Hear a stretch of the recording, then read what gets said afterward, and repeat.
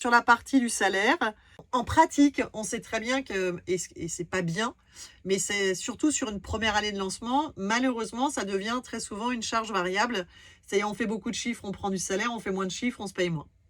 Donc, ce qu'il faut trouver, c'est quand même un juste milieu de dire quelle est ma nécessité pour développer correctement mon activité et pas être en souffrance économiquement. Tu vois, déjà de couvrir ça avant d'aller chercher de gagner beaucoup, si je puis dire.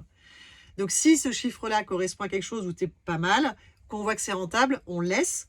Et il est évident que si tu gagnes plus, soit tu vas aller chercher de la dividende, soit tu te mets des primes exceptionnelles. Je veux dire, tu as une grande latitude. Tu vas probablement être présidente.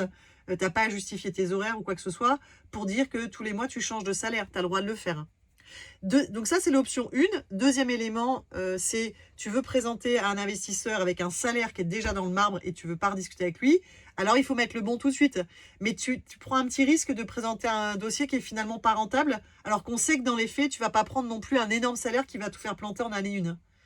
Moi, j'ai tendance à laisser comme ça, en disant, cette matrice, globalement, elle ment pas. Donc, si tu es au vert avec ce salaire, je ne changerai pas les chiffres, tu vois, à ce stade.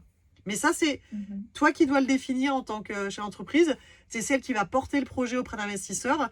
Donc, tu dois être au clair avec ce que tu veux lui présenter.